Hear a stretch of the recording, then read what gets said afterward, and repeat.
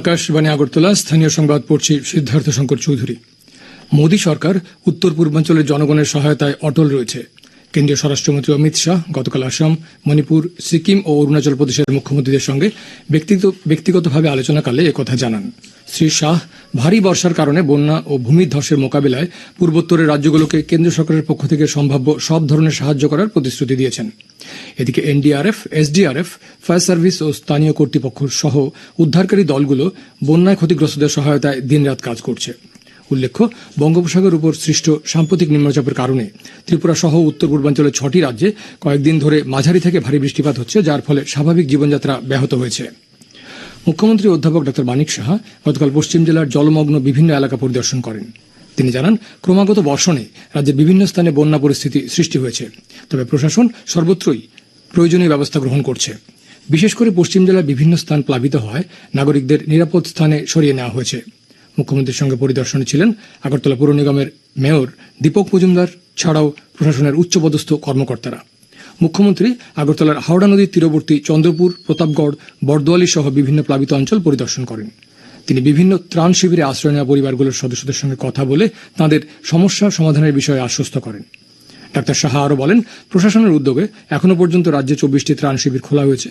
এই শিবিরগুলিতে 1300 পরিবার আশ্রয় নিয়েছেন। জলে আটকে থাকা নাগরিকদের নিরাপদ জায়গায় সরে আসতে মুখ্যমন্ত্রী আহ্বান জানান। অবিরাম বর্ষণে ঊনকোটি জেলার দেও ও মনু নদীতে জলস্ফীতি দেখা দিয়েছে। জেলার অনেক নিম্নাঞ্চল প্লাবিত হয়েছে। কৈলাসহর মহকুমার 185টি পরিবারের 729 জন এবং কুমারঘাট মহকুমার 198টি পরিবারের 773 জন সরকারি ত্রাণ শিবিরে আশ্রয় নিয়েছেন। উদ্ভূত পরিস্থিতি মোকাবেলায় প্রশাসন যথোপযুক্ত ব্যবস্থা গ্রহণ করেছে।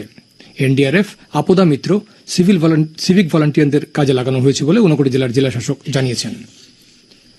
রামকৃষ্ণ মিশন বিবেকনগর কেন্দ্রের পক্ষ থেকে গতকাল রাতে প্রতাপগড় এলাকার জলমগ্ন পরিবারগুলোর মধ্যে রাতের খাবার বিতরণ করা হয়।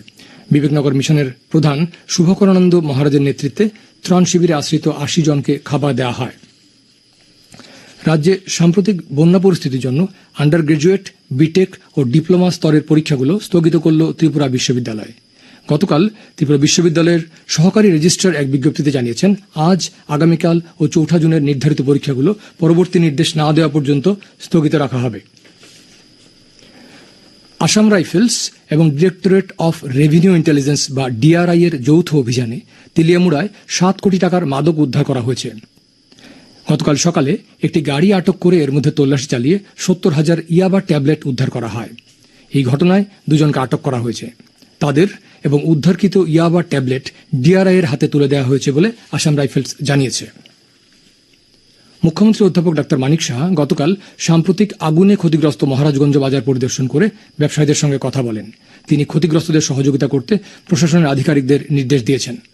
মুখ্যমন্ত্রীর পরিদর্শনকালে উপস্থিত ছিলেন সাংসদ রাজীব ভট্টাচার্য, আগরতলা পৌর নিগমের মেয়র দীপক মজুমদার, পশ্চিম জেলার জেলাশাসক ডা বিশাল কুমার প্রমুখ।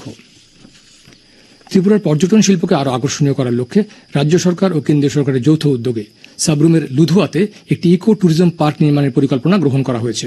পর্যটন মন্ত্রী সুশান্ত চৌধুরী গতকাল পর্যটন দপ্তরের অধিকর্তা প্রশান্ত বাদল নেগি সহ বিভিন্ন আধিকারিকদের নিয়ে প্রস্তাবিত এলাকাটি পরিদর্শন করেন।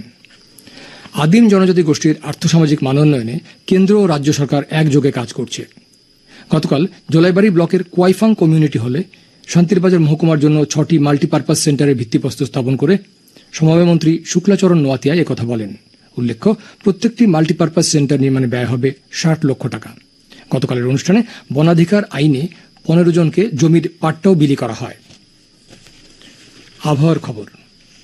আগরতলা ও তার আশেপাশে আবহাওয়ার পূর্বাভাসে জানানো হয়েছে, আজ আকাশ সাধারণত মেঘলা থাকবে। কিছু কিছু জায়গায় বজ্রপাত সহ ভারী বৃষ্টিপাতের সম্ভাবনা রয়েছে। আজ দিনের সর্বোচ্চ তাপমাত্রা থাকবে 30 ডিগ্রি সেলসিয়াসের কাছাকাছি। আজ ভোরে আগরতলা বিমানবন্দরে সর্বনিম্ন তাপমাত্রা ছিল 25.6 ডিগ্রি সেলসিয়াস।